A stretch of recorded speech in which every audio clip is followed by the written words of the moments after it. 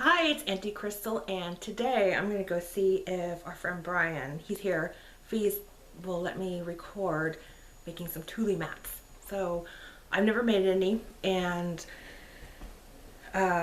so yeah, maybe I'll have him explain what Tulee mats are, but yeah, hopefully he'll let me record it.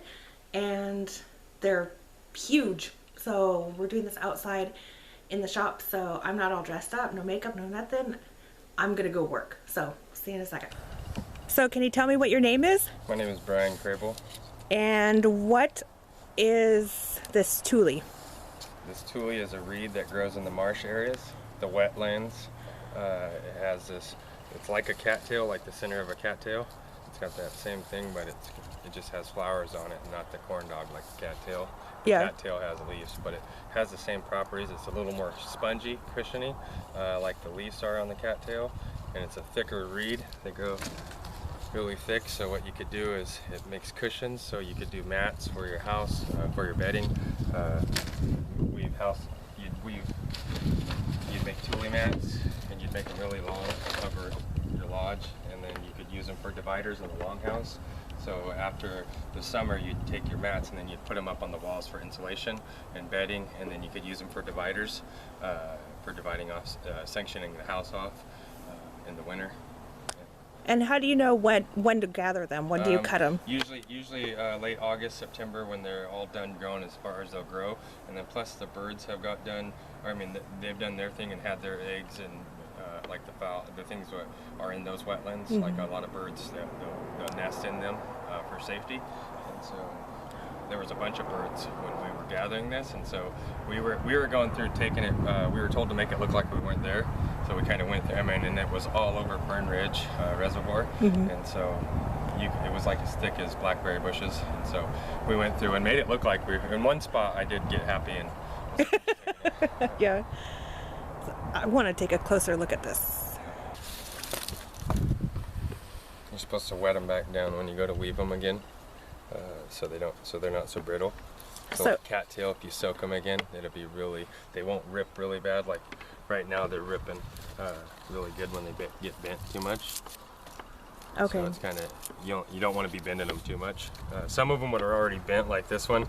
I might be able to use it, but when I go to bend it out and it falls off, then I'll just put it in my small bag of stuff that I could use for later. So the small bag of the end pieces, because you're cutting for mats. I'll take these and they'll go find their way home. These are all the seeds. They'll go find their way home somewhere down in the wetlands, somewhere close to home, so we don't have to drive 2 hours to get them. So I'll see if they grow. So maybe if you have a wet area somewhere up here, you want to try and grow some.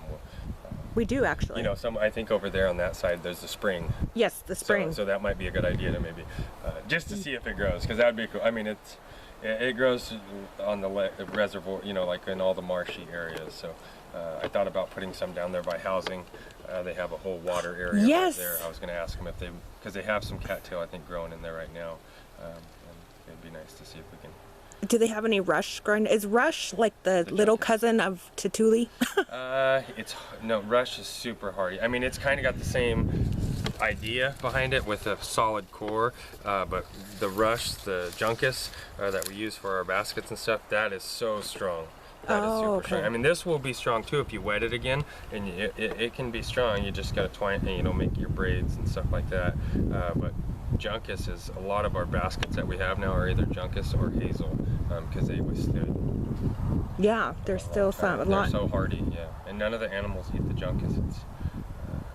Oh, I didn't know that. Yeah, what was funny was you had some growing down here, and Dave moved the horses there, and they ate all the grass everywhere around it, and I was just telling them about, see, look, they won't eat it, and then the next day one of them had ate it. And I'm like, well, maybe one of your horses like it, but elk don't eat it, none of the cows eat it, it's in all the cow field. You'd think cows would eat it, but they don't eat it either. Yeah. One of the largest places to gather rush is right up here, a couple miles. The whole field is just a swamp, and they have tons of cattle that run in there, but they won't eat it. A couple miles from here? Yeah. Wow. On the Rizzu property. I've only been over to the coast between Lincoln City and Pacific City. Yeah. I guess it used to be an old RV park or something. I don't know what it is now. That was eons ago, but Yeah, they also have that sedge. It's Chinooks would use a lot of that sedge because it grew along the Coast Range, and it's kind of, some of them have like a triangle-looking grass, and then some of it's kind of in the same squishy. It has the same things like this. It's kind of squishy, Yeah. but it's really durable, and you could make like you could probably make something to hold water in it because it's so That durable? That's cool.